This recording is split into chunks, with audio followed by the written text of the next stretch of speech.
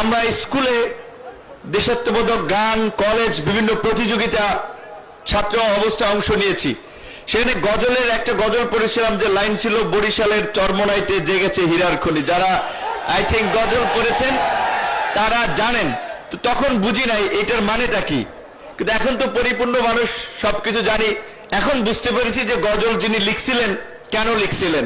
তো আজকে এই পীর সাহেবের আমন্ত্রণে এবং ইসলামী আন্দোলনের প্রেসিডিয়াম মেম্বার, যিনি রাজনৈতিক দলগুলোর সাথে সমন্বয় করেন, যোগাযোগ রক্ষা করে একটা লিয়াজু মেনটেন করেন, আশরাফ আলী আকন ভাইকেও ধন্যবাদ জানাই যে তিনি আমাদেরকে এই সুযোগ করে দিয়েছেন আসার জন্য। তার যদি মেহনত না থাকতো তাহলে হয়তো এখানে আসা হতো না। তো সর্বশেষ বর্তমান প্রেক্ষাপটে দুটো কথা বলতে চাই, যেটা আপনাদের নেতৃবৃন্দ ইতিমধ্যেই বলেছেন, যে 5ই আগস্ট গণ অভ্যুত্থান পরবর্তী আমরা একটা নতুন বাংলাদেশ পেয়েছি। এই বাংলাদেশকে কাদামাটির মতো আমরা নতুন ভাবে, যেমন খুশি তেমনি ভাবে গড়ে তুলতে চাই, যেখানে জুলুম, দুঃশাসন, ভোট ডাকাতি, জালিয়াতি, মানুষের উপরে হামলা মামলা, রাজনৈতিক কারণে হয়রানি থাকবে না। কিন্তু এক ভাইয়ের বক্তব্য আমি পেছন থেকে শুনেছিলাম, এটা সত্য। এখনই কোন কোন রাজনৈতিক দলের উৎপাত শুরু হয়ে গেছে, মনে হয় তারা ক্ষমতায় চলে এসেছে। এইটা হতে দেওয়া যাবে না। আমি যে কয় জেলায় গিয়েছি, উপজেলায় গিয়েছি, পরিষ্কারভাবে ডিসি, এসপি, ওসি, ইউনোকে বলেছি, বিএনপি, জামাত, ইসলামী আন্দোলন, খেলাফত মজলিস, গণ অধিকার পরিষদ, যেই জেলা উপজেলায় যেই দল সক্রিয় আছে, জেলা উপজেলার সরকারি প্রত্যেকটি কাজে সকল দলের প্রতিনিধিদেরকে নিয়ে আলোচনা করে, মত বিনিময় করে কাজ করবেন। এই যে বিজিডি, বিএসএফ, বয়স্ক ভাতা, ওএমএস, টিসিবি, বিভিন্ন ধরনের যে সরকারি কার্যক্রম আছে, কোন রাজনৈতিক দলকে প্রাধান্য দিয়ে বাকিদেরকে গোড়ায় ধরবেন না, এটা হবে না। সমস্ত রাজনৈতিক দলের নেতৃবৃন্দ যারা এই গণ অভ্যুত্থানে ভূমিকা রেখেছে, তাদের সাথে আলাপ আলোচনা করে তাদেরকে নিয়ে প্রকৃত যারা ভুক্তভোগী তাদের লিস্ট তৈরি করতে হবে। কোন একক নেতার কথায়, কোন দলের কথায় লিস্ট চলবে না। আমরা পরিষ্কারভাবে বলে দিতে চাই, এখানে আমাদের নেতৃবৃন্দ যারা বলেছেন যে এই 53 বছরের বিগত দিনের এই দুঃশাসন এবং জুলুমতন্ত্রের গতানুগতিক পুরানো রাজনীতি আমরা দেখেছি।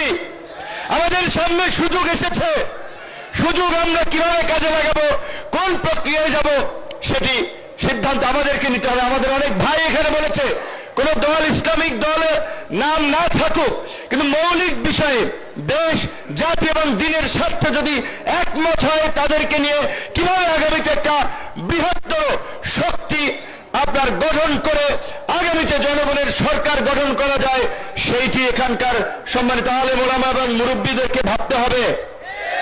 সুযোগ কিন্তু 53 বছর একবার পেয়েছেন, এই গণ অভ্যুত্থান একবার হয়েছে। কাজে আমি আপনাদেরকে বিনয়ের সাথে অনুরোধ করব, আমাদের ছোটখাটো মতভেদের কারণে এই সুযোগ যেন আমরা হাতছাড়া না করি।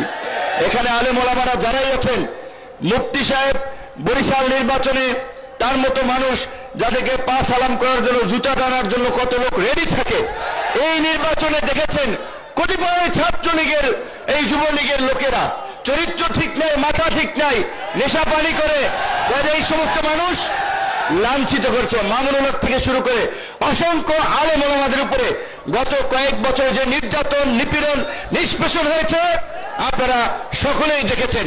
সর্বশেষ যেটি আল্লাহ পাক কিন্তু পরিষ্কারভাবে কোরআনে বলেছে, তোমরা সত্যের সাথে মিথ্যার মিশ্রণ করো না, জেনে শুনে সত্য গোপন করো না। অবশ্যই আগামীতে সুযোগ এসেছে সঠিক মানুষকে নির্বাচিত করে জনগণের খেদমত করার জন্য সংসদে নিয়ে যাওয়া। আমি পরিষ্কারভাবেই বলি, সেই ভালো প্রার্থী যদি ইসলামী আন্দোলনের থাকে তাকে সমর্থন করবেন, সেই ভালো প্রার্থী যদি খেলাফত মজলিসের থাকে তাকে সমর্থন করবেন। ভালো মানুষের, যেটা চরমোনাইর মুরিদ জামা কর্মীরা যে স্লোগান দেয়, নেতা নয় নীতি চাই, পীর সাহেব চরমোনাই অত্যন্ত যৌক্তিক কথা। অবশ্যই শুধুমাত্র নেতা দিয়ে পরিবর্তন হবে না, নীতিরও পরিবর্তন করতে হবে। সেই নেতা এবং নীতির দুটোরই পরিবর্তন করে উপযুক্ত ব্যক্তিদের নেতৃত্বের মাধ্যমে আগামী রাষ্ট্র পরিবর্তনের সুযোগ আমরা আল্লাহ আমাদেরকে দিয়েছে। এই রকমের জুলুম, অত্যাচার, নির্যাতন এত তাড়াতাড়ি এই দৈত্য দানবের পতন হবে আপনারা কেউ কল্পনাও কিন্তু করতে পারেন নাই। এ সম্ভব হতো না আল্লাহর রহমত ছাড়া।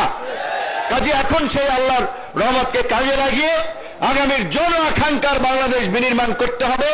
সেই বিষয়ে আমরা একসাথে কাজ করব এবং যারা বিগত দিনেও জনগণের উপরে ক্ষমতায় গিয়ে অত্যাচার, নির্যাতন, জুলুম করেছে আপনারা জানেন এবং চেনেন।